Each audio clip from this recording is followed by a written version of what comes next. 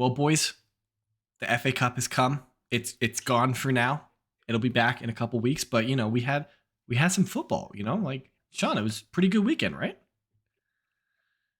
It's okay. Brad, how was your weekend? Oh, what weekend? There was football wasn't on this weekend. This is Red Card Radio.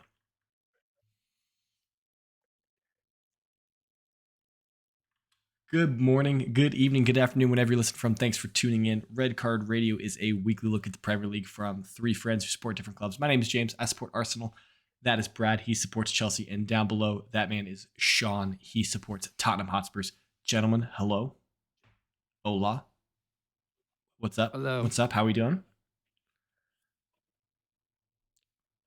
Like I said, I didn't see any football, so I don't shut up.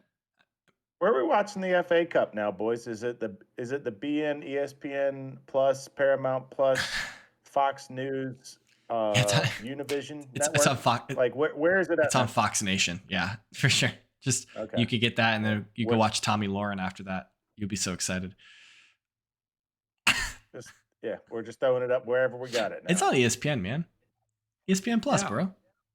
The final will be on ESPN 2, maybe. Wow. Yeah. All right. Before and this is James's favorite cup, dude. Barely making it on the. I'm surprised it's not on ESPNU. I love the FA Cup. Anyway, before we get too deep into breaking down the FA Cup, looking at the third round, a couple games from the third round, and then taking a quick peek at the fourth round. If you are new here, if you stumbled across us, if someone shared this podcast with you, if you could hit that subscribe button, ring the sub notification bell if you're on YouTube, if you're on one of our podcast sites, if you're audio only, make sure you hit us with a follow, subscribe, whatever your platform has, leave a 5-star review if your platform has it. And then you could also share this podcast, this whatever you want to refer to this as, with a friend. That would be awesome, and it would mean the world to us. So anything that normal internet people would ask you to do, we would ask you to also do those things. It would really help us out tremendously.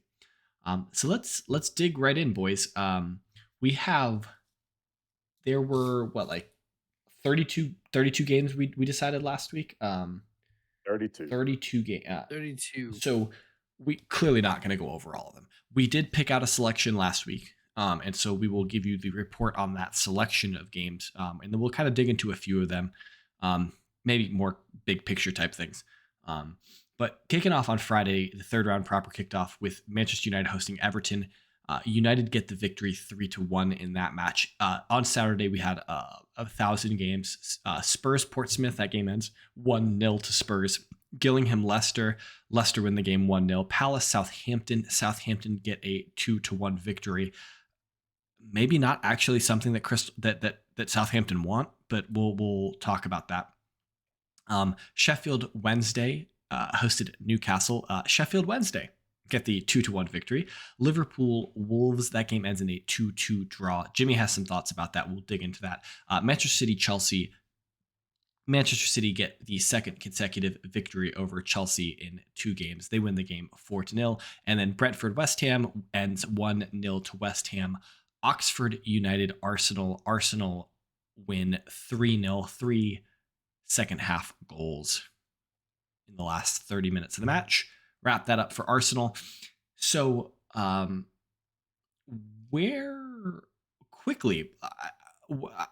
start with this Palace Southampton game. Now, the reason why I kind of threw it out there for Southampton are in a relegation battle for the Premier League. I don't know who they drew in the next round. Maybe one of you guys can quickly pull that up for me while I'm talking. But Blackpool. Okay. That's an eminently winnable game for them. I mean, it'll be difficult. Blackpool are a good team. They got that boy Charlie Patino on that squad. So you better watch out. But Southampton would, I think, rather be able to focus on the Premier League at this point. Their Premier League form has been abysmal. Yeah, but you could win the FA Cup and still get relegated. But a cup run just papers over a lot of things. Cup runs paper over things. Certainly, absolutely, yes. Cup runs are exciting, but they paper over things when you're not getting relegated. I don't think that you save your job. Southampton just fired Hasenhüttl a couple weeks ago, and they've got whoever it is in there now. I don't know what his name is. But like think about like Everton. And now, of course, Everton got knocked out by United. But Frank Lampard's already on thin ice at Everton. Hell, he might have been sacked. I don't know off the top of my head. I haven't looked it up, honestly. But had Everton progressed past United, that would have been a famous victory in the Cup. They actually played fairly well for the couple minutes that I watched. But if you're still getting relegated from the Premier League, that's more important than winning the FA Cup. It makes you so much more money. And so I still think that if Everton were in a precarious position in the league, which they are in now, but they were progressing through the FA Cup, I think you still would sack your manager. Right, but this is an interim manager, so like he already knows he's gone in 6 months. So like if you can make a cup run, you might like why not? But he's not technically an interim manager at Southampton. My understanding, he is the first team coach. I don't think he has the title interim first team coach. I think he's got like a long-term deal with the team. That's my understanding. Maybe it's a 6-month deal with like another year option. I don't know the particulars of that deal, but I thought he was like the head coach of that club. He's furiously typing. Brad. I mean, he was appointed. Let's see, is appointed as his new first team manager, but like appointed as first team. Okay. Oh, he did sign a 3.5-year contract. You were correct. So I'm just gonna. But, I mean, that's another. It's another W. What is Southampton's expectations in the Cup? Here's Brad's point. Brad's point is, hey, you handed me a squad going down anyway, but hey, I made a cup run, so don't fire me. I mean, I think that's a fair way to look at it. Clearly, Southampton's goal is to keep him up, but I don't think you fire a manager 6 months in because you got relegated when you were already like essentially relegated. And also you say cup run like it's a bad thing, like he's in, like he's in Europa in the fall or something. Like it's not fixture congestion. Like FA's like what, like once a month?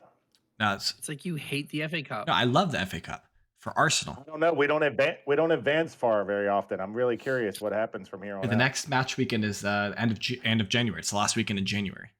Yeah, so it's 3 weeks from now. Like it's not. What I'm saying is, it's not like it's back to back midweek games like it was in the Champions League for all of us that were in it. I don't know if you remember that. I he doesn't know what that I is. agree with you. I take your point, but so Arsenal. Let's look at Arsenal and Tottenham squads, because I think you and I would agree in terms of personnel. Arsenal and Tottenham have similar like number of useful players. If I can say that, like we have a solid first 11, and then maybe four to six, reasonable backups. Maybe we have like 16 players that we can look at and be like, okay, I can definitely rely on these 16 players. You look at Chelsea, and I mean like Chelsea they're not the Chelsea of the last. Yes, but if healthy. But it's, yeah, if Chelsea's healthy, then you look at that and that number is closer to 20. Manchester City, that number is closer to like 22, 23, 20. It's getting up there. So but Southampton, like is Southampton's number like 8? That 8? Yeah, it's 8. Like they probably have starters that they're like, man, I can't even fully rely on this guy to be a starter for me. So like, I got one of those. Is his name Emerson? And his last name Royale? Yes. Yeah, I figured. You nailed it. Okay, my only point is that Southampton might prefer not to have extra FA Cup games because they have even less of a deep squad than the bigger boys. But I mean, okay, cup run. You know my stance on playing every 3 to 4 business days. It's not that hard. You're a professional. Yeah, my stance is grow up. All right.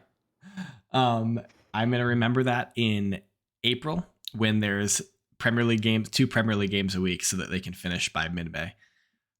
Because we've only played like 16 or 17 games for some of these clubs, and it's the second week in January. It's insane. Liverpool Wolves, that game ended 2-2. So Jimmy's watching this match, and his comment was around VAR because he's watching, and he apparently he watched a game earlier in the week early in the weekend, and they said there was no VAR in the FA Cup. And then he found out that there was VAR in the Liverpool Wolves game. And so he was like, I guess they're only using VAR in like Premier League stadiums. I think they're only using VAR in stadiums that are set up to have VAR, that have the additional cameras, that have the goal line technology, things like that. That's my understanding, because there was no VAR in the Oxford Arsenal game because it was at the Oxford Stadium. Um, Yeah, it would make sense for the FA to, I don't know, I'll just use Wrexham yeah, for Wrexham certainly example. don't. It would not make sense for them to set up the infrastructure for that, for them to not even use it in the league Yeah. games. So I think what it is that like stadiums that are already set up for VAR use VAR. Um, now, Because there's VAR in the City Chelsea game too. yeah, because it was at one of the grounds. Now, interestingly enough, the Yep. League Cup does it differently, I believe. I'm fairly certain that the League Cup only introduces VAR in the League Cup once you get to Wembley, which is the semifinals and the final. Because then it's Because then even. it's even, right? So I guess this is Jimmy's question is, do you guys like that they're just using VAR where it's available? Do you think that it should be more like the No, League Cup? it should No, be because it should should be uniform. yeah, should have been uniform. Now that City got a goal because of a VAR review. I mean, No, I still think it should be uniform because I think it should be a fair playing field. Like, Yeah, it should be like Arsenal Oxford should be beholden to the same standard as Everton United or whatever the case may be. It doesn't matter who it is. The same round should have the same rules applied to everyone evenly. let's say Gillingham, Leicester is 0-1. Let's say that Leicester goal was like obviously offsides and the ref missed it. Gillingham feel undone because they're not playing at Leicester. I mean, use it to, like, I'm sure Jimmy's happy to have it at this point, but Jimmy would be out of the FA if they didn't have a review for what he's saying, right? They had a goal called back because of VAR. Wolves did. yeah. Yeah. So they would be out of the FA Cup if it weren't for VAR, and that happened to be in a stadium that had it. Although probably 50% or more of the games did not have VAR in the same round that they were Yeah, playing. It's I take both of your points, and I think I ultimately agree with you. Is that until you get to a point where all of the stadium have VAR capabilities, and then you also have on top of that the number of referees trained to be good at VAR, because there's only like a handful of referees that actually serve as the VAR officials, right? So beyond just having the infrastructure, you also need to have the talent pool in place. So which we have already discussed on multiple times is already in a deficit. That's a talent pond. Yes. That's a talent pond. England, a pond. So A talent like puddle. A puddle from the rain. That's it. A talent puddle One is what I was going for. one pothole full of water. yeah. So I don't know. It seems I think I generally agree with you. I don't think it's that egregious to me that they're just using it where they've got it, but I kind of agree. I think it probably feels like it should be universal adoption or not at all. And I'm guessing feels unsporting. And I'm guessing Jimmy would have been not necessarily happy that Liverpool lost, but that's like one less game, one less cup that somebody else can get injured that they'd be playing in. I mean, if Tamzid's Twitter was anything to believe at the time, he was like, please let Wolves knock us out, is what it seemed like when I was reading his tweets. There's more games. There's too many games this year already. Kind of seems like they should have gotten rid of replays for the FA Cup this year and done straight to penalties. Yeah, a bit more fun. Kind of like what the League Cup did. It seems to me that with the number of fixtures there are, it seems like what it should have happened. It did not seem like the right play.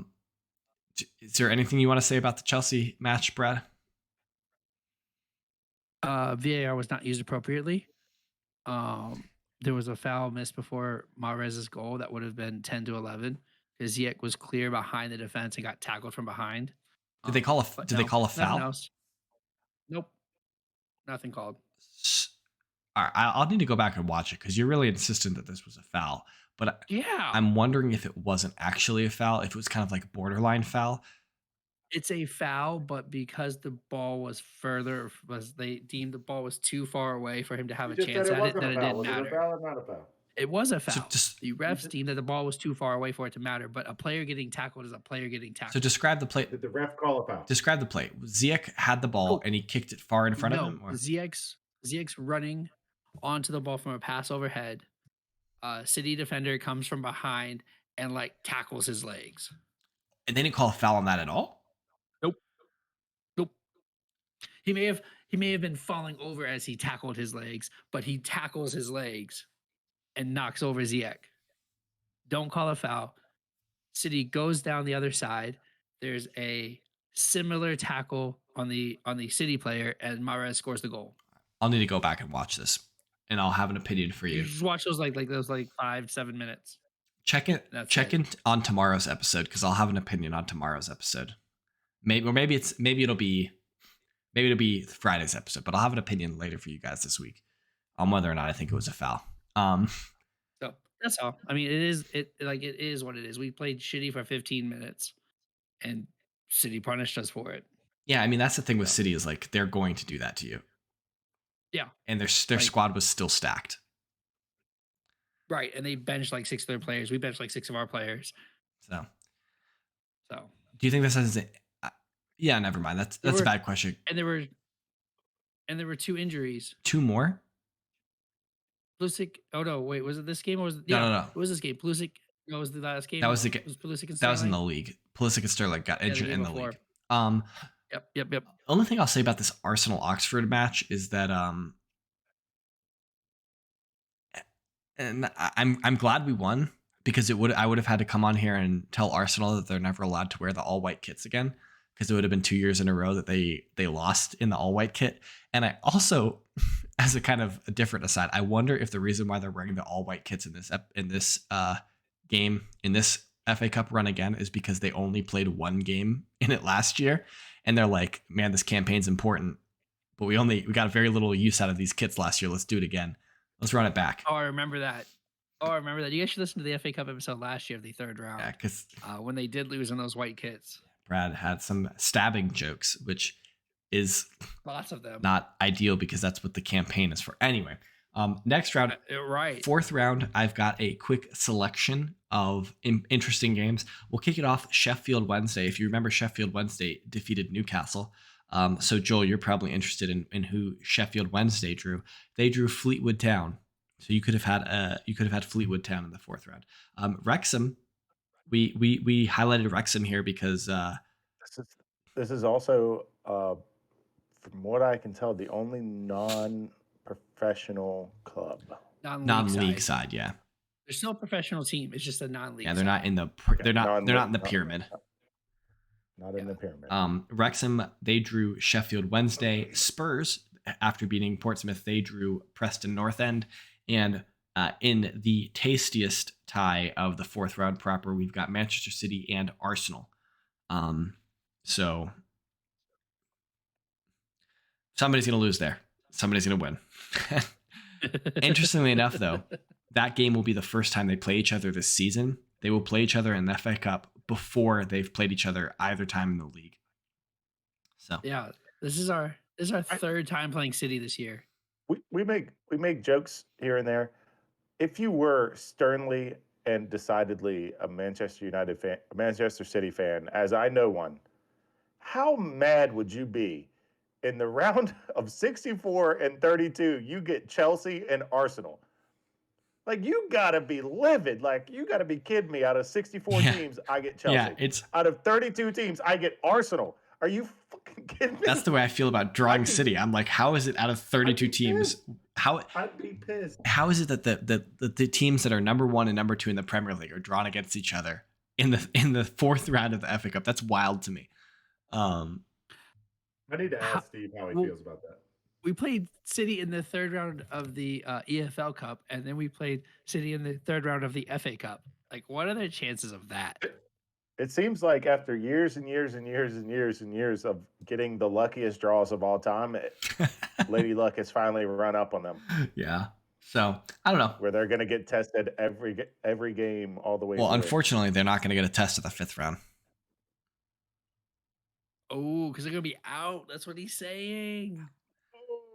All right. That's all we got for this.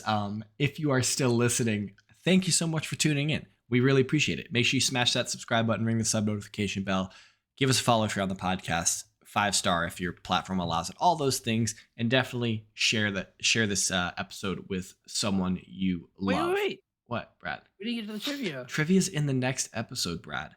Oh, my bad. Bro. My bad. You said during the preview. That was you in the pre-production meeting. Stay tuned for tomorrow for the trivia then. All right, we're done. That's KS Brad G at Whiteheart_Sean at James Tiffany. Collectively, we are at Redcard_radio. All that's on the screen. I don't know what to do with them. Have a good one. Good night.